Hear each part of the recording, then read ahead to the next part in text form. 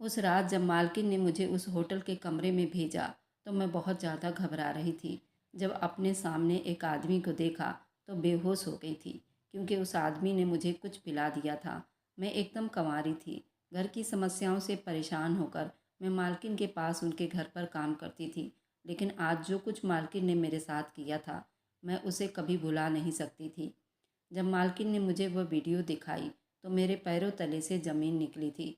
वह आदमी मेरे साथ वह सब कुछ कर रहा था जो मैंने कभी सपने में भी नहीं देखा था। उसने धीरे से मेरे बेहोश शरीर को बिस्तर पर लिटा दिया था। उसके बाद वो मेरे हर जिस्म को बेपर्दा कर चुका था। अब धीरे धीरे मेरे पैरों से होता हुआ मेरे ब्यूटी बॉल पर आया था। घंटों उस पर लगा रहा। मैं देखने में बहुत खूबसूरत थी। मुझे एक बार कोई भी देखता तो दोबारा पलट कर ज़रूर देखता था। जिस आदमी ने मुझे बेपर्दा किया था वह आदमी यहाँ का रहने वाला नहीं था, वह विदेशी था। उसने मेरे जिस्म को पूरा लहूलुहान कर चुका था।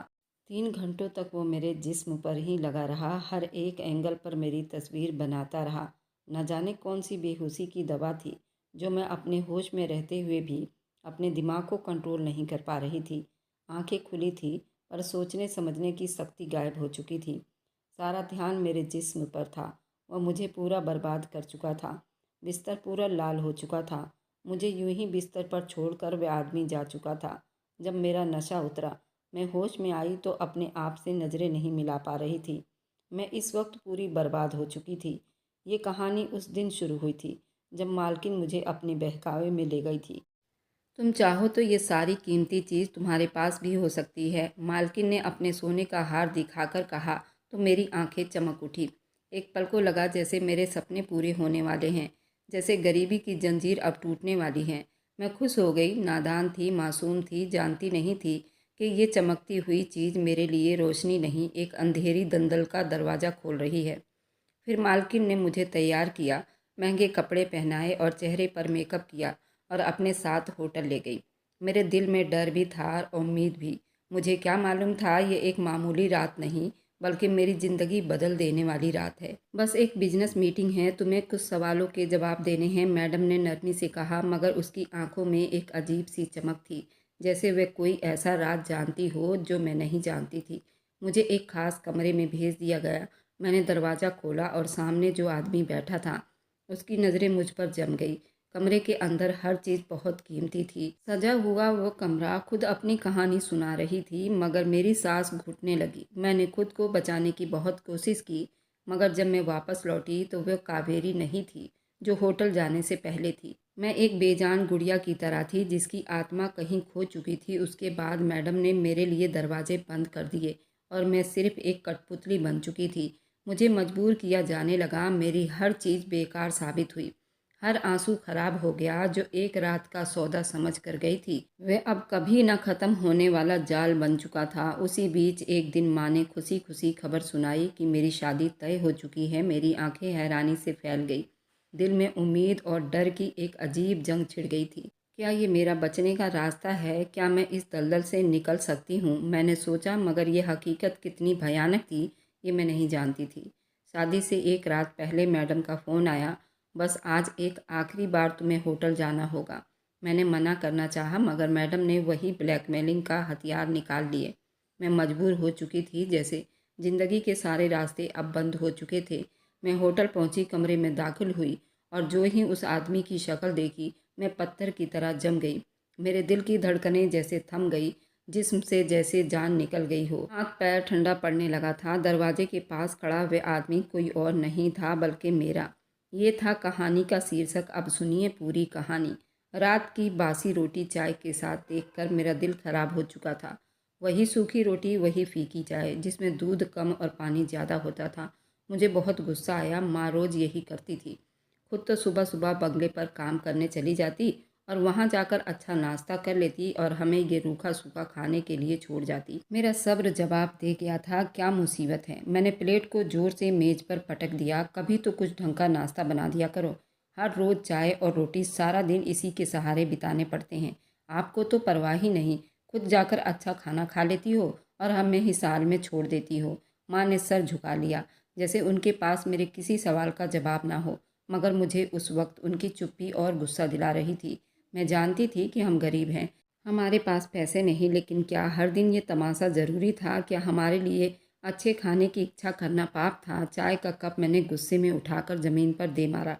कप के टूटने की आवाज़ इतनी तेज़ थी कि कबीर अपने कमरे से भागता हुआ बाहर आया। अपनी लंबी टांगों से चलते हुए आया, मुझे घूरते हुए बोला, दीदी सुबह-सुबह ये क्या कर दिया आपने? आपको शर्म नहीं आती माँ से इस तरह बात करते हुए?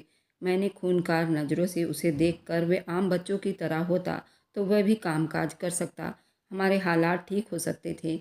मेरा नाम कावेरी है और मैं हमेशा से अपनी ज़िंदगी से नाखुश थी। शायद इसमें मेरी कोई गलती नहीं थी, बल्कि हमारी गरीबी का नतीजा था। मुझे हमेशा अपने रिश्तेदारों की बड़ी बिल्डिंग, उनकी चमचमाती गाड़ियाँ, उनके नए कपड़े देखकर बहुत जलन होता था।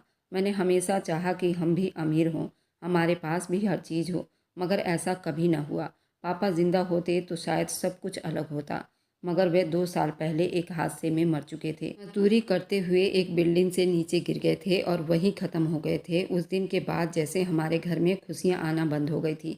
माँ जो कभी घर से बाहर नहीं निकली थी, अब लोगों के घरों में काम करने पर मजबूर हो चुकी थी। शाम होने को थी और माँ बगैर चाय पिए ही काम पर जा चुकी थी। कबीर भी अपने कमरे से बाहर नहीं आया था। मुझे भूख लग रही थी, लेकिन नाश्ते में जो रोटी थी वह भी मेज़ पर रखी थी, ठंडी और बेकार सी। मैं नहीं खाऊंगी, मैंने खुद से कहा। मैंने अपने अलमारी में रखे हुए कुछ पैसे निकाले जो मैंने कुछ दिन पहले छुपा के रखे हुए थे। चुपके से दरवाज़ा खोला और बाहर निकल गई। 15 रुपए के छोले कुलचे लेकर जब घर वापस आई तो कबीर को आवाज़ दिया, लेकिन वो बाहर नहीं आया। जब मैं कमरे में जाकर देखा तो कबीर कहीं नहीं था। कुछ देर पहले मेरे उससे लड़ाई हुई थी, मैंने उसको बाहर धक्का दे दिया था और मैं कमरे में चली आई थी। शायद कबीर बाहर ही था। मैंने उसको तुरंत बाहर देखने गई। गली सुनसान थी, कुछ बच्चे खेल रहे थे, मगर ज़्यादातर लोग अपने घरों में जा चुके थे। मोहल्ले के हर कोने में गई, मंदिर में देखा, हर जगह ढूंढा, मगर कबीर नहीं था। जब रात के 10 बज गए, माँ घर वापस आई तो उसने जैसे ही कबीर को बुलाया, मैंने डरते डरते बता दिया कि वो सुबह से घर नहीं लौटा। मैंने खिड़की से देखा, वह हर आने जाने वाले से कबीर के बारे में पूछ रही थी। सड़कों पर पागलों की तरह भटक रही थी। रात के 1 बजे खाली हाथ लौटी। उनकी आंखों में आंसू थे। वह ज़मीन पर बैठकर सर थाम कर रोने लगी। मैं अपने मन में सोचने लगी, जो आदमी अपने हाल पर खुश नहीं होता, भगवान उसे कभी खुश नहीं होता, उसे उसके हाल पर छोड़ देता है और वह अपने आराम के लिए मारा मारा फिरता है। मैं भी बिल्कुल ऐसे ही थी। मेरे दिल में एक अनजाना डर बैठ गया था। मुझे लगा कबीर के साथ कुछ बुरा हुआ हो। अगर ऐसा था, उस सब की जिम्मेदार मैं ही थी। रात के साए गहरे होते जा रहे थे, मगर मेरी आंखों में नींद कोसों दूर थी। माँ सदमे की हालत में बिस्तर में लेटी हुई थी, मगर मैं जानती थी कि वे सो नहीं रही थी। उनकी बेचैन सांस, उनके होठों से निकलती सिसकियाँ और आंखों में चुभती बेबसी, हर चीज़ चीख चीख कर कह रही थी, वे अंदर से टूट चुकी हैं। मेरी नज़र छत पर जमी हुई थी, मगर दिमाग में सिर्फ कबीर का चेहरा घूम रहा था। उसकी मासूम आंखें, उसकी कमज़ोर टांग, उसका वह अंदाज, वह जब माँ के लिए चाय बनाता था, और उसका वह मासूम हंसी। मैंने कहा, ना दीदी, आप हमेशा इतना गुस्सा क्यों करती है? मुझे लगा जैसे किसी ने मेरा दिल मुट्ठी में जकड़ लिया हो। मेरी अपनी ही कही हुई बातें मेरे कानों में गूंज रही थी। भगवान ने एक भाई दिया, वह भी लंगड़ा। मेरी सांस बुरी तरह से धड़कने लगा। कबीर को मेरी बद्दुआ लग गई। मैंने ही तो उसे घर से धकेला था। मैं बिस्तर से उठी और दबे कदमों से माँ के करीब जाकर उनका चेहरा देखा। वह बेजान होकर पड़ी थी। मैंने कांपते हाथों से उनका हाथ पकड़ा और पहली बार मुझे लगा जैसे वो बूढ़ी लगने लगी हैं। पापा की मृत्यु को 10 साल बीत गए थे। माँ हम दोनों की परवरिश अकेले ही कर रही थी और आज कबीर के लापता होने के बाद शायद 10 साल और बूढ़ी हो गई थी। भगवान करे कबीर सही सलामत हो। मैं ज़िंदगी में पहली बार सच्चे दिल से भगवान से प्रार्थना की थी। सुबह होते ही माँ ने मोहल्ले के सब लोगों को जमा कर लिया। मैं दरवाजे दरवाजे जाकर कबीर का पता कर रही थी, मगर किसी को कुछ मालूम ही नहीं था। लोग ढूंढते ढूंढते हार गए। तब पुलिस के पास चले गए। माँ ने आखिरी उम्मीद से कहा, पुलिस स्टेशन के आसपास सड़कों पे बदबू फैली हुई थी, जैसे कई दिनों से यहाँ सफाई नहीं हुई हो। एक सिपाही ने हमें रुकने का इशारा किया और कुर्सी पर बैठते हुए पूछा, क्या समस्या है? माँ ने कांपती आवाज़ में कबीर के बारे में बताया। सिपाही ने कुछ भी संतुष्टि वाला जवाब नहीं दिया और फिर रजिस्टर में कुछ लिख कर कहने लगा, हम देखेंगे, अगर कहीं से कोई खबर मिलती है तो बता देंगे। लेकिन आपको पता है ना, बड़े शहरों में रोज़ दर्जनों बच्चे गायब हो जाते हैं, अक्सर खुद ही वापस आ जाते हैं। मगर मेरा बेटा तो ऐसा नहीं था। वह कहाँ जा सकता है? माँ की आवाज़ में बेबसी थी। सिपाही ने थके हुए शब्दों में कहा, हो सकता है, किसी ने किडनैप कर लिया हो या खुद ही कहीं निकल गया हो। ज़्यादातर गुमशुदा बच्चे या तो किसी गिरोह के हत्थे चढ़ जाते हैं। मैंने माँ की तरफ देखा और रो रही थी। मेरा दिल चाहा कि मैं उस सिपाही का गिरेबान पकड़कर कहूँ, ये सब मेरी वजह से हुआ है, कबीर मेरी वजह से गया है। लेकिन मैं कुछ ना कहा। मैंने माँ को सहारा दिया और हम पुलिस स्टेशन से बाहर आ गए। रात को माँ की हालत और ज़्यादा बिगड़ गई। उनका जिस्म बुखार से तप रहा था। वह बार बार कबीर का नाम ले रही थी। बेटा, कबीर को ढूंढो, मेरा बच्चा कहीं भूखा प्यासा ना हो। इस तरह करते करते कई दिन बीत गए। माँ बुरी तरह से बीमार पड़ गई। हर तरफ से मायूस होकर मैं एक जानने वाली के पास गई जो कोठियों में काम करती थी। मैं रोकर उससे कहा, दीदी मुझे आप किसी काम पर ले चलो। माँ बीमार है, कबीर लापता है, घर में खाने को कुछ नहीं। मैडम मैं काम करना चाहती हूँ। औरत ने मुझे ऊपर से नीचे तक घूरा, फिर हमदर्दी से बोली, तुमने पहले कभी नौकरी नहीं की? मैंने नाम में सिर हिला दिया। ठीक है, मैं तुम्हें एक अच्छी जगह काम पर लगवा दूंगी, लेकिन देखो यहाँ के तौर तरीके समझने पड़ेंगे। बड़ी कोठी है, बड़े लोग आते जाते हैं, तुम्हें काम भी तरीके से करना होगा। मालकिन की बात माननी होगी। मुझे सब मंजूर है, मैंने जल्दी से कहा। अगले दिन मैंने माँ को ज़बरदस्ती थोड़ा सा खाना खिलाया। उनकी पुरानी शॉल उठाकर काम पर चल पड़ी। पहली बार था मैं किसी इतनी बड़ी कोठी में कदम रख रही थी। चमचमाती फर्श, खूबसूरत कालीनें, महंगे पर्दे। मुझे लगा जैसे मैं किसी और ही दुनिया में आ गई हूँ। यहाँ काम करना होगा? मैंने हैरानी से पूछा। हाँ मालकिन, बहुत अच्छी हैं, अगर उन्हें तुम पसंद आ गई तो तुम्हें यही रख लेंगे। मालकिन एक खुश शकल और अच्छी औरत दिखाई दे रही थी। उन्होंने मुझसे कुछ सवाल किए, फिर मेरे घर की हालत सुनकर अफसोस किया और कहा, मैं तुम्हारी मदद करूँगी, तुम्हें काम की फ़िक्र करने की ज़रूरत नहीं, बस यहाँ के कुछ रूल्स हैं उस पर काम करना होगा। मैंने हाँ में सिर हिला दिया। मालकिन का अंदाज़ा इतना अलग था, मुझे लगा जैसे मुझे कोई सहारा मिल गया हो। मैंने जल्दी जल्दी काम सीख लिया। हाँ, बस मेहमानों की सेवा ही तो करनी थी, उनके लिए चाय पानी रखना था, मालकिन की मदद करना था। लेकिन मुझे ये काम अच्छा लगने लगा था। मैं रोज़ मालकिन को तैयार होते देखती, उनके कीमती कपड़े, उनके जेवर, उनका अंदाज़ा, वह सब कुछ मुझे बहुत अच्छा लगने लगा था। एक दिन मैं उनके ना रहते हुए उनका जेवर पहनकर आईने में देख रही थी कि अचानक दरवाज़ा खुला। मैं घबराकर पीछे हुई, मगर मालकिन मुस्कुरा दी। तुम चाहो तो ये सब कुछ तुम्हारा हो सकता है, बस तुम्हें एक काम करना होगा। मैं हैरान होकर मालकिन की बात सुन रही थी। उन्होंने मेरे कंधे पर हाथ रखा और बड़ी प्यार से मुस्कुराकर कहा, बस छोटा सा काम होगा और ऐश की ज़िंदगी बितानी होगी। मेरी आंखें चमक उठी। कौन सा काम दीदी? मालकिन ने अपना सोने का हार उतारा और मेरे हाथ में थमा दिया। हार कैसा लगा? मैंने कांपते हाथों से उसे छुआ।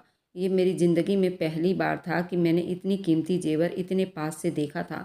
वह सब देखकर मेरी आंखों में एक चमक आ गई थी। मेरी सांसें जोर से चलने लगी थी। ये बहुत खूबसूरत है मालकिन, मैंने धीरे से कहा। मालकिन ने मुस्कुरा दिया। ये तुम्हारा हो सकता है, बल्कि ये तो कुछ भी नहीं।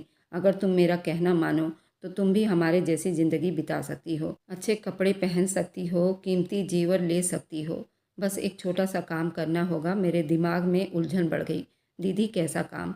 मैंने धड़कते हुए दिल से पूछा। मालकिन कुर्सी पर बैठी टांग पर टांग रखे और अपने लंबे नाखूनों को देखते हुए बोली, देखो कावेरी, हमारे जैसे लोगों के पास सब कुछ होता है मगर वक्त नहीं होता। बड़े लोग अपनी ज़िंदगी में बिजी होते हैं, बिजनेस मीटिंग पार्टियों में वक्त बिता देते हैं। उनके मेहमान भी बड़े होते हैं और उनकी खुशी के लिए कभी कभार किसी खूबसूरत चेहरे की ज़रूरत पड़ जाती है। मुझे कुछ समझ नहीं आया दीदी, मैं समझी नहीं। उन्होंने मुझे गौर से देखा, फिर नरमी से बोली, बस एक दो बार होटल जाना होगा तुम्हें, कुछ खास करना होगा। बस तुम्हें हमारे मेहमानों के साथ टाइम बिताना होगा। उसके बदले तुम्हें अच्छे पैसे मिलेंगे और सबसे बढ़कर इज्जत भी मिलेगी। आखिर शब्द सुनकर मेरे अंदर जैसे तूफान उठा। इज्जत? ये कौन सी इज्जत थी जिसके बदले मुझे अपने आप को बेचना था? ये कैसा काम है दीदी? मेरी आवाज़ कांप रही थी। मालकिन की आंखों में चमक आ गई। वह धीरे से मेरे पास आई और धीरे से बोली, यही तो असल दुनिया है कावेरी। या रोटी के कुछ टुकड़ों के लिए तरसना है, या तुम चाहती हो कि तुम्हारे हाथ में सोने के कंगन हो? सोच लो। मुझे लगा जैसे मेरे कदमों के नीचे से ज़मीन खिसक रही हो। अगले दिन मैं बंगले में चुपचाप काम कर रही थी, मगर मेरा दिमाग उलझा हुआ था। मालकिन ने रात को मेरे हाथ में कुछ पैसे दिए थे और कहा था, ये सिर्फ शुरुआत है। अगर तुम तैयार हो तो कल शाम मेरे साथ होटल चलो, तुम्हारी ज़िंदगी बदल जाएगी कावेरी। ज़िंदगी बदल जाएगी? क्या सच है? मेरे हाथ में कुछ 1000 रुपये थे जो शायद माँ की दवाई और कुछ दिन के खाने के लिए काफ़ी थे। कबीर लापता था, माँ बीमार थी और ज़िंदगी के उस दोराहे पर फंसी थी। मैंने सोचा, आखिर नुकसान ही क्या है? मुझे सिर्फ होटल जाकर मालकिन की किसी मेहमान से बात ही तो करनी होगी। अगर मुझे अच्छा ना लगेगा तो वापस आ जाऊंगी, यही सोचकर मैंने खुद को तसल्ली दी। मैं तो सिर्फ माँ और कबीर के लिए ये सब कर रही थी, लेकिन मेरे दिल के किसी कोने में एक आवाज़ अभी मुझे खबरदार कर रही थी। शाम के वक्त मालकिन ने मुझे तैयार होने के लिए कहा। मैंने बंगले की ड्रेसिंग रूम में जाकर खुद को आईने में देखा। मेरे सामने वही कावेरी खड़ी थी, मगर आज वह कुछ अलग लग रही थी। जैसे गरीबी का दाग धुल गया हो, जैसे मैं भी किसी अमीर खानदान की लड़की हूँ। ये कपड़ा पहन लो। मालकिन ने एक कीमती चमकदार कपड़ा मेरी तरफ बढ़ाया। मैंने वह कपड़ा हाथ में लिया। ये बहुत नाजुक और खूबसूरत था, मगर मेरे दिल में एक अजीब सा बोझ बढ़ता जा रहा था। चलो वक्त हो गया, मालकिन ने कहा, और मैंने धीरे से वह कपड़ा पहनकर फिर खुद को आईने में देखा। ये मैं हूँ या कोई और? गाड़ी में बैठते वक्त मेरे हाथ पसीने से भर रहे थे। रिलैक्स कावेरी, मालकिन ने मेरे हाथ दबाते हुए, ये सब तुम्हारी भलाई के लिए है। मैं चुप रही। गाड़ी शहर के एक दूसरे होटल के सामने जाकर रुकी। दरवाजे पर खड़े गार्ड ने झुककर सल्यूट किया, जैसे हम कोई खास मेहमान हो। होटल की इतनी ऊंची इमारत थी, रोशनियों में नहाई हुई थी। मैंने ज़िंदगी में कभी इतनी चमक धमक नहीं देखी थी। महंगी गाड़ियाँ, इतने खूबसूरत कपड़े, इतने महंगी कीमती परफ्यूम की खुशबू, सब कुछ बिल्कुल अलग था। हम होटल के अंदर दाखिल हुए। मैंने नज़रें झुका ली, मगर मेरे कानों में मालकिन की आवाज़ गूंज रही थी, बस थोड़ी सी हिम्मत करना कावेरी। यहाँ आकर सब लड़कियाँ डर जाती हैं, मगर जो एक बार कदम रख ले वह कभी पीछे नहीं हटती। मेरे कदम अब लड़खड़ा रहे थे, मगर मैं आगे बढ़ती जा रही थी। हम लिफ्ट के एक खास फ्लोर पर पहुंचे। यहाँ बड़े बड़े लोग आते हैं, बहुत खास मेहमान, मालकिन ने धीरे से कहा। होटल का एक महंगा रूम था, जहाँ एक अंग्रेज बैठा हुआ था। उसके साथ कुछ और अमीर आदमी थे, जो कीमती घड़ियाँ और सूट पहने हुए थे। मैडम ने उन लोगों से मेरी पहचान करवाई। ये लड़की मेरी खास दोस्त है। उस अंग्रेज ने मेरी तरफ गौर से देखा, जैसे मुझे परख रहा हो, फिर मुस्कुराया। तुम बहुत हसीन हो लड़की। मेरे गले में जैसे कांटे अटक गए।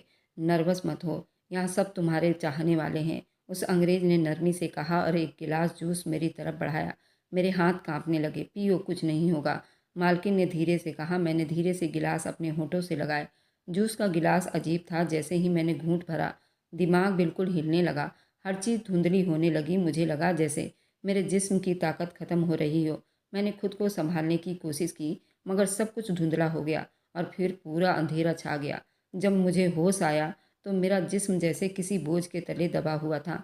आंखें खोलने की हिम्मत मुझ में नहीं थी, मगर मेरे कानों में होटल के बाहर की हल्की हल्की आवाज़ आ रही थी। सर में बहुत दर्द था, जैसे किसी ने मेरे होश छीन लिए हो। मैंने धीरे धीरे आंखें खोली। सामने छत का झूमर हल्की सी रोशनी दे रहा था। मैंने नज़रें इधर उधर दौड़ाई। मैं एक बड़े महंगे होटल के कमरे में थी। मेरा सर भारी था, जिसमें जान नहीं थी। बाल बिखरे हुए थे। ये मैं कहाँ हूँ? फिर जैसे यादों के दरवाजे खुल गए। मैंने डर से तकिया नीचे किया, अपने हाथों को उठाने की कोशिश की। हकीकत ये थी कि अब मेरे पास खुद को बचाने के लिए कुछ नहीं बचा था। मेरी आंखों में आंसू आ गए थे। अपने हाथों से चेहरा छुपा लिया। ये मैंने क्या कर दिया? दिल कर रहा था कि चीखूं, मगर आवाज़ जैसे मेरे गले में ही दब गई थी। दरवाज़ा धीरे से खुला। मैंने घबरा कर देखा। मालकिन अंदर दाखिल हो रही थी। वो पूरे आराम और तसल्ली के साथ चल रही थी, जैसे कुछ हुआ ही ना हो। उनके हाथ में एक सफ़ेद लिफाफा था, जो ज़रूर पैसों से भरा हुआ था। तुमने बहुत अच्छा काम किया कावेरी, वो मुस्कुराते हुए बोली। तुम्हारा इनाम है। मुझे लगा जैसे किसी ने मेरे चेहरे पर तमाचा मारा हो। मैंने कांपते हुए हाथों से अपने कपड़ों को खुद पर लपेटा था, और बड़े आश्चर्य से उन्हें देखा। दीदी, आपने मुझे धोखा दिया। मेरी आवाज़ रोनी सी हो गई थी। मालकिन ने ठहाका लगाया, जैसे मैंने कोई बेवकूफ़ी की बात कर दी हो। धोखा नहीं कावेरी, तुमने अपनी किस्मत बदलने का पहला कदम उठाया है। किस्मत? मैंने बड़े आश्चर्य से उनकी तरफ देखा। मालकिन ने एक बड़ा लिफाफा मेरे सामने किया और बोली, ये पैसे तुम्हारे हैं। कल तक तुम्हें कुछ मालूम नहीं था, मगर आज तुम्हारे पास सब कुछ है। ये दुनिया अमीरों की दुनिया है, और तुम उसका हिस्सा बन चुकी हो। मैंने कांपते हाथों से वह लिफाफा पकड़ा, खोला, अंदर झांका तो वहाँ 500 के कई नोट थे। मैंने कभी सपने में भी नहीं देखा था। एक पल को दिल में ख्याल आया, ये पैसे माँ की दवा के काम आ सकते हैं। कबीर के लिए कुछ किया जा सकता है। फिर हकीकत मेरे दिमाग में बिजली की तरह गूंजी। ये पैसे मेरी इज्जत की कीमत है। मेरी सांस तेज हो गई, मेरे हाथ कांपने लगे। गुस्से और बेबसी में ये लिफाफा उठाया और जोर से ज़मीन पर दे मारा। मुझे घर जाना है, मैंने सख्त शब्दों में कहा। मालकिन ने कंधा उचकाया, जैसे कोई खास बात ना हुआ हो। ठीक है, मगर याद रखो, हमारे पास तुम्हारी वीडियो है। अगर तुमने जुबान खोली तो तुम्हें पूरी दुनिया के सामने नंगा कर दूंगी। मेरे पांव तले से ज़मीन निकल गई। कौन सी वीडियो? मैंने हकलाते हुए पूछा। मालकिन ने एक डबल मीनिंग मुस्कुराहट के साथ अपना फ़ोन निकाला और स्क्रीन पर कुछ दिखाया। ये देखो। मेरी आंखें हैरानी और डर से फैल गई। स्क्रीन पर एक वीडियो चल रही थी। मैं उस होटल के कमरे में बेहोश और वह आदमी जो मेरी इज्जत का चीरहरण कर रहा था। ये सब आपने किया? मेरी आवाज़ कांप रही थी। मालकिन ने बड़ी बेफिक्री से कहा, यह हमारा काम है कावेरी। हम अपनी लड़कियों को यूं ही जाने नहीं देते। तुम अगर चाहो तो और ज़्यादा पैसे कमा सकती हो, वरना हम ये वीडियो और आम लोगों को भेज देंगे। मेरे जिस्म में कपकपी सवार हो गई। ये वीडियो माँ ने देख ली। अगर कबीर जिंदा हुआ, उसने देख लिया, अगर मोहल्ले वालों को मालूम हो गया। मेरे दिमाग में डर की घंटियां बजने लगी। अब मैं फंस चुकी थी और मुझे कोई रास्ता नज़र नहीं आ रहा था। होटल से वापसी पर चुप थी और गाड़ी के अंदर मुझे घुटन हो रही थी, मगर मेरे अंदर तूफान मचा हुआ था। मेरी आंखें बराबर खिड़की के बाहर अंधेरे रास्तों को तक रही थी, जैसे वहाँ से कोई रास्ता निकल आए, जैसे वहाँ रोशनी की कोई किरण हो। मगर हकीकत ये थी कि मैं अंधेरे के सबसे गहरे हिस्से में गिर चुकी थी। मालकिन मेरे बराबर में ही बैठी थी। उनके चेहरे पर वही पहले जैसी मुस्कुराहट थी, जैसे उन्हें किसी चीज़ की परवाह ना हो। मेरा दुख, मेरी तकलीफ, मेरे आंसू सब बेकार थे। ये सब क्या था? मैंने खुद को क्यों ना बचाया? मैंने माँ और कबीर के लिए काम करने का फैसला किया था, मगर मैं खुद को इस दलदल में धकेल चुकी थी। मेरी आंखें जलने लगी, मगर मैंने उन्हें बंद कर लिया। अब यहाँ से निकलने का कोई रास्ता कावेरी के पास नहीं था। मेरे अंदर एक आवाज़ हो रही थी। गाड़ी जैसे ही बंगले के बीच पहुंची, मैं एक पल भी बर्बाद किए बगैर दरवाज़ा खोला और दौड़ती हुई अंदर चली गई। मुझे ऐसा लग रहा था जैसे मेरे जिस्म पर किसी ने कीचड़ फेंक दिया हो, जैसे मेरे बदन पर बदबू हो। मैंने सीधा बाथरूम की तरफ चली गई और नहाने लगी। अपने चेहरे पर पानी डालने लगी। मैंने अपने बाजू को जोर जोर से रगड़ा, अपने चेहरे पर पानी के छींटे मारे, मगर बेबसी मेरे अंदर चिपक कर रह गए थे। ये मैल सिर्फ पानी से नहीं जाएगा कावेरी। मेरे दिमाग में मालकिन की आवाज़ गूंजी। मैंने डर की नज़रों से खुद को आईने में देखा। ये मैं हूँ? ये सच में मैं हूँ? मेरे बाल बिखरे हुए थे, आंखें सूजी हुई थी, चेहरे पर डर का साया नजर आ रहा था। शायद वह कभी मिट ना सकता। मेरे हल्क में कुछ फंस गया था।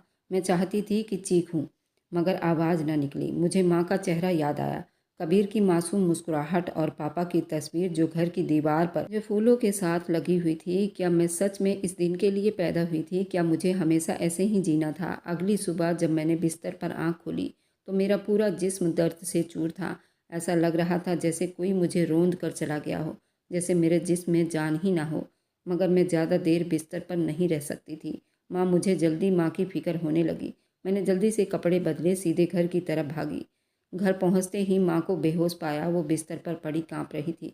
उनका जिस्म तप रहा था, उनकी सांसें रुक रही थी, उनकी हथेली जल रही थी, मगर उंगलियां ठंडी थी। उन्होंने धीरे से आंखें खोली और धीरे कहा, बेटा, कबीर का कुछ पता चला? मेरी आंखों में आंसू आ गए। नहीं माँ, मगर मैं ढूंढ रही हूँ। माँ ने मेरा हाथ मजबूती से पकड़ लिया। वह अकेला है कावेरी, कहीं भूखा होगा, कहीं रोता होगा। कबीर को ढूंढो बेटा। मुझे लगा जैसे मेरे दिल पर कोई जोर से पत्थर रख दिया हो। माँ, आपकी दवाई कहाँ है? आपने ली? माँ ने धीरे से नाम में सिर हिलाया। मेरा दिल डूबने लगा। मैं माँ को छोड़कर जल्दी बाहर निकली, मोहल्ले के एक मेडिकल स्टोर पर गई और वहाँ से दवा ले आई। माँ प्लीज़। माँ ने एक नज़र मेरी तरफ देखा। कावेरी, तू ठीक तो है ना? तेरा चेहरा क्यों उतरा हुआ है? मेरे हाथों की पकड़ दवा की बोतल पर और ज़्यादा मजबूत हो गई। ठीक हूँ माँ, आप बस दवा खा लो। जब मैं अगली सुबह वापस बंगले पर पहुँची तो मैडम मेरा इंतज़ार कर रही थी।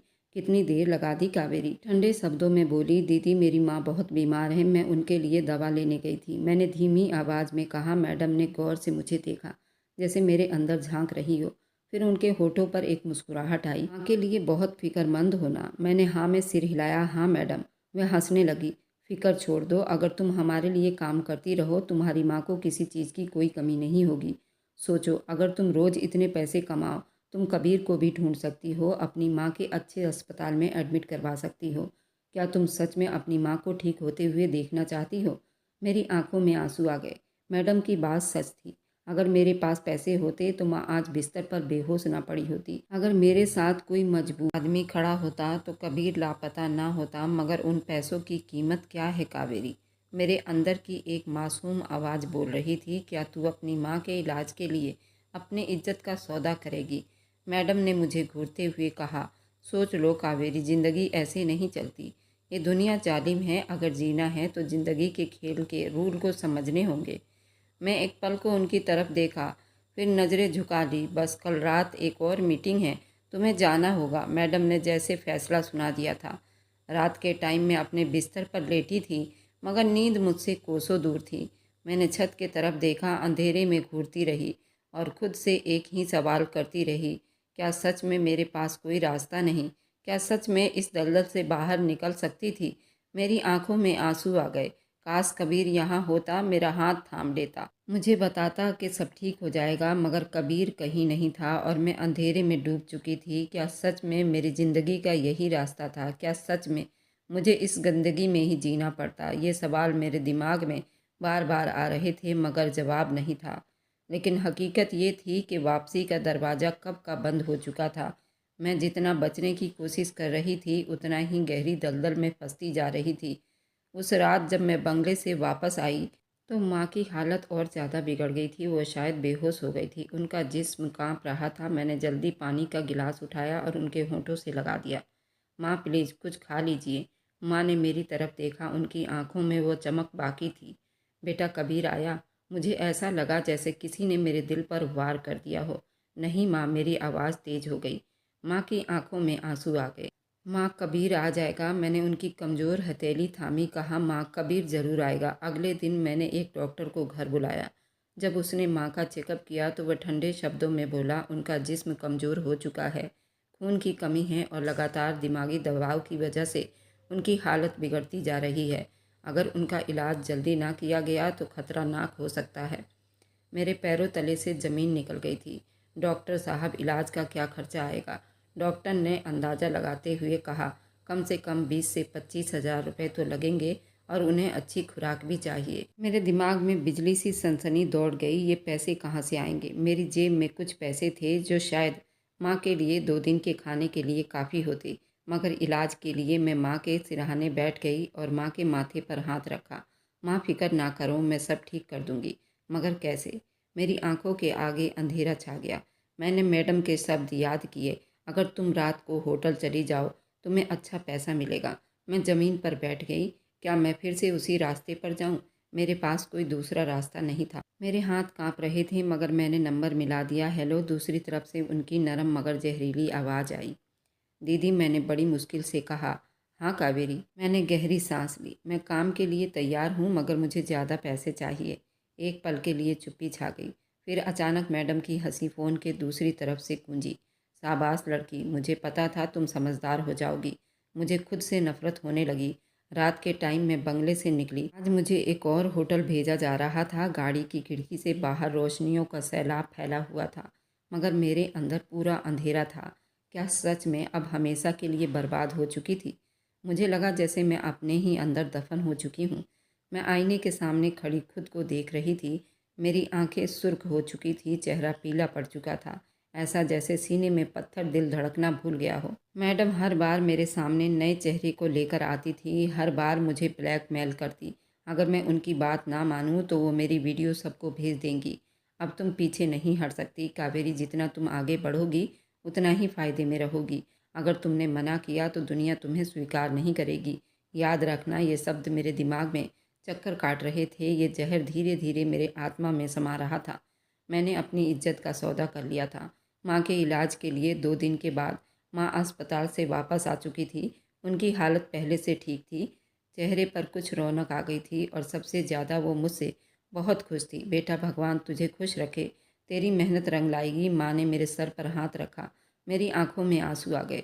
माँ को क्या पता कि उनकी बेटी ने उनके लिए अपनी इज्जत बेच दी।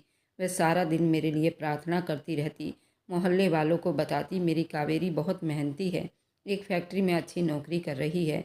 मैं अपना सर चुप से झुका लेती। मैं दरवाजे के पास खड़ी थी। सामने वह आदमी था जो आज का मेहमान था। वह शायद जापान का लग रहा था। उसकी उम्र बहुत छोटी थी।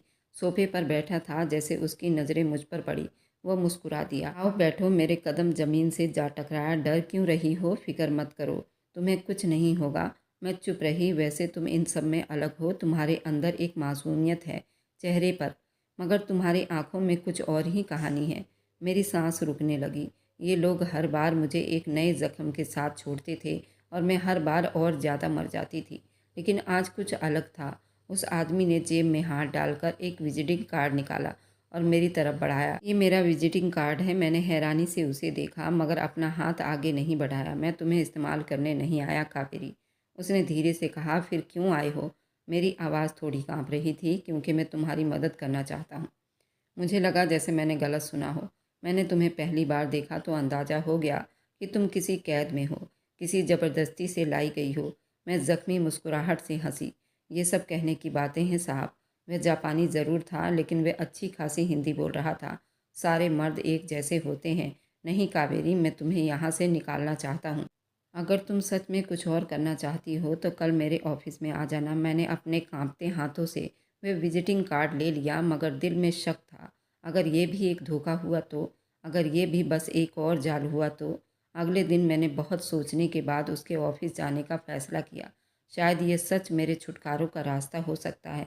मैं एक नई बिल्डिंग में दाखिल हुई। मेरे स्वागत में एक औरत थी। मुझे उसके ऑफिस की तरफ इशारा किया। दरवाज़ा खोला तो वह आदमी अपनी कुर्सी पर टेक लगाए बैठा था। आओ आओ कावेरी।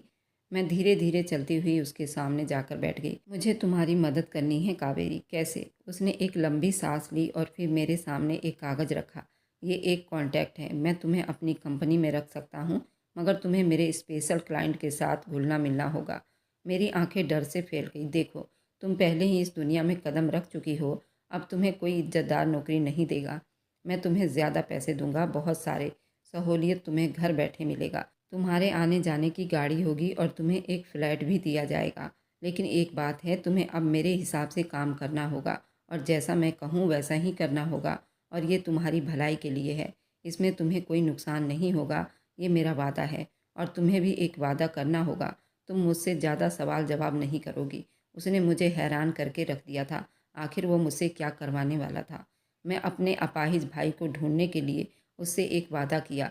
उसने मुझे चैलेंज किया कि मैं तुम्हारे भाई को एक हफ्ते में ढूंढ कर ले आऊँगा। मैंने उसे कहा कि अब मुझे क्या करना होगा। उसने कहा कि अभी तो तुम घर जाओ और अपने फ्लैट में शिफ्ट हो जाओ और जैसे तुम पहले काम करती थी वैसे ही काम करते रहना। अपने मैडम के घर जाना मत भूलना, उनका काम करना बहुत ज़रूरी है। वे बड़े लोग हैं, हमारे खिलाफ एक्शन ले सकते हैं, तुम्हें ब्लैकमेल भी कर सकते हैं। मैं अपने मन ही मन सोचने लगी, आखिर ये आदमी है कौन? मैं घर आ गई। माँ बहुत खुश थी। मैंने माँ से खुशी की वजह पूछी तो माँ ने कहा, बेटा तुम्हारा रिश्ता आया है। लड़का बहुत अच्छा है, ऊंचे परिवार से है और सबसे बड़ी बात यह है कि तुम जहाँ जॉब करती हो तुम्हारे बॉस का दोस्त है। मैं तो हैरान रह गई।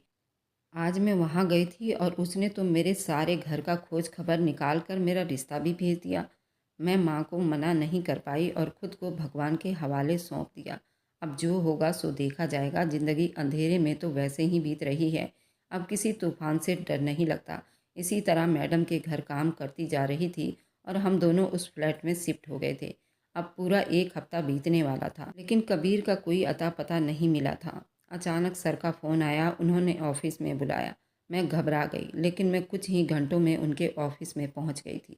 सामने अपने भाई कबीर को देखा तो मेरे पैरों तले से ज़मीन निकल गई। मेरी खुशी का ठिकाना नहीं रहा। आखिर सर ने जो वादा किया था उन्होंने निभा दिया था। अब तो मुझे बहुत डर लग रहा था। आखिर वो मुझे ऐसा कौन सा काम करवाने वाले थे? मैंने सर का बहुत धन्यवाद किया। अपने घर आ गई। माँ ने कबीर को देखकर खुशी के मारे झूम उठी। माँ ने कहा, मेरे दामाद के पैर इस घर में पड़ने से मेरी किस्मत बदल गई और मेरा बेटा मुझे मिल गया। लेकिन माँ को क्या पता था, अगर सच पता चल गया तो हम किसी को मुंह दिखाने लायक नहीं रहेंगे। उनकी बेटी की इज्जत तो कब की लुट चुकी थी। मैंने अपना सब कुछ भगवान पर छोड़ा था और आगे बढ़ रही थी। मेरे शादी के एक दिन पहले मुझे मैडम का फ़ोन आया और उन्होंने कहा, तुम्हें आखिरी बार मेरे लिए काम करना होगा, नहीं तो मैं तुम्हारी वीडियो वायरल कर दूंगी।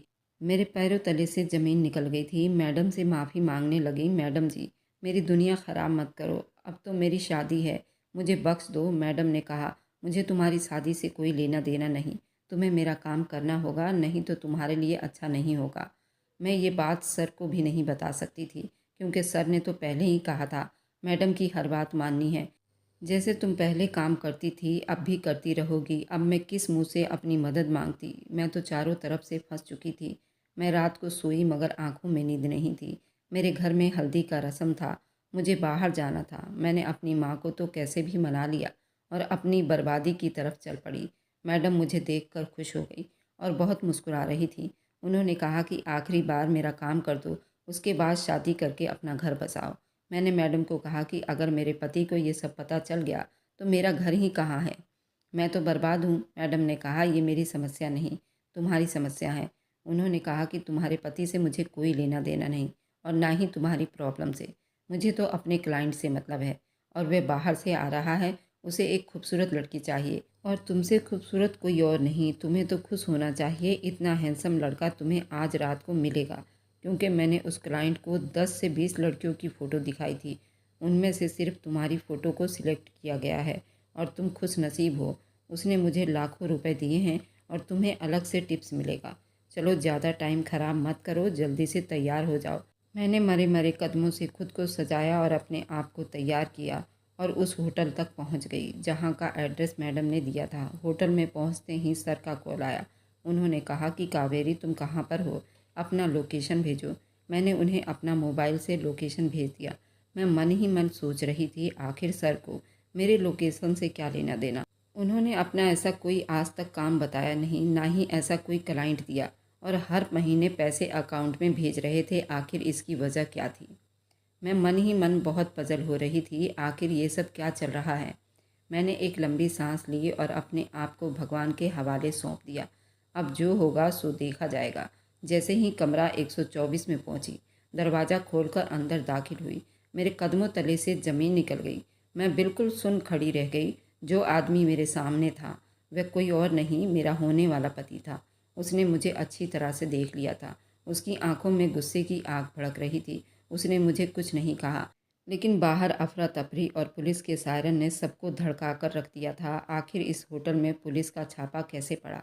सभी लड़के और लड़कियां रूम से इधर उधर भाग रहे थे। मेरा होने वाला पति मेरा हाथ पकड़कर एक पुलिस के जीप की तरफ जा रहा था। मेरा दिल बुरी तरह से धड़क रहा था। मैं कुछ कहने के काबिल तो नहीं थी। आखिर ये सब क्या हो रहा था? यही सोचते सोचते मैं बेहोश हो गई। जब होश आया तो मैं हॉस्पिटल में थी। वहाँ मेरी माँ, कबीर, मेरा होने वाला पति सभी मेरे सामने खड़े थे। पर अभी कुछ देर पहले मेरे साथ जो कुछ हुआ था उसके चेहरे पर ऐसा कोई असर दिखाई नहीं दे रहा था और ना ही कोई वहाँ पुलिस थी। आखिर ये सब क्या चल रहा था? मैं पूछना चाहती थी। हाथ के इशारे से मेरे होने वाले पति ने मुझे चुप करवा दिया। मम्मी मेरी तबीयत को लेकर बहुत परेशान थी। आज बारात का दिन था और मैं हॉस्पिटल में थी और होने वाला पति भी मेरे साथ था। माँ मुझे तसल्ली देकर चली आई, पर मैं अब कुछ भी समझ नहीं पा रही थी आखिर मेरे साथ क्या हो रहा था। तभी हॉस्पिटल में पुलिस की पूरी टीम और सर मेरे वार्ड में आए और मुझसे पूछताछ की गई। और सर कोई और नहीं, वह सीबीआई ऑफिसर थे। इस तरह के सेक्स रैकेट चलाने वाली औरतों को और मर्दों को पकड़ने के लिए उन्होंने ये सारा जाल बिछाया था, जिसमें मैडम समेत कई लोग शामिल थे जो इस तरह के लड़कियों को मजबूर करके ऐसा काम करवाते थे और लाखों करोड़ों रुपए कमाते थे और उन बच्चियों को कुछ पैसे थमा देते थे और उनको ब्लैकमेल करते थे। और उस दिन जो जापानी आदमी मेरे रूम में आया था वो यही सर थे। उन्होंने मेरे साथ ऐसा कुछ नहीं किया था, बस मुझे बेहोशी का रुमाल सूंघाकर उन्होंने मेरी पूरी जांच पड़ताल की थी और उन्होंने मुझे भरोसे में लेकर मैडम तक पहुंचाने की कोशिश की थी और रंगे हाथों छापा मारने की कोशिश की थी।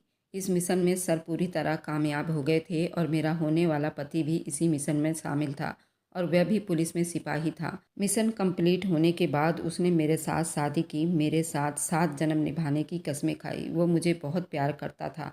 विवेक मेरी हर खुशी का ध्यान रखता था। मेरे भाई कबीर का भी इलाज करवा रहा था। सर को कबीर अनाथ आश्रम में मिला था। वह रोड पर रोता हुआ जा रहा था। किसी ने उस पर दया खाकर उसे अनाथ आश्रम में भेज दिया था। तब से ही वहीं पर उसकी देखभाल हो रही थी और कबीर वहाँ पर पढ़ाई भी कर रहा था। मेरी माँ, विवेक और कबीर सब एक साथ रहते हैं और मेरा एक बच्चा भी हुआ है। बहुत ही खूबसूरत है, बिल्कुल मेरे पति विवेक की तरह। मेरी आप बीती आप लोगों को कैसी लगी मुझे कमेंट में ज़रूर बताइएगा। इस तरह के कई मजबूर लड़कियां हैं जो इस तरह के ब्लैकमेलिंग में फंस जाती हैं और उनकी मजबूरी का फ़ायदा उठाया जाता है। तो आप इस तरह का कोई काम ना करें जिसमें आपको कोई जानकारी ना हो और अगर ऐसा कोई काम हो तो तुरंत पुलिस को या अपने रिश्तेदार या जानने वाले को बताएं। अगर आपको ये कहानी पसंद आई है तो मेरे चैनल को लाइक और सब्सक्राइब करते जाएं।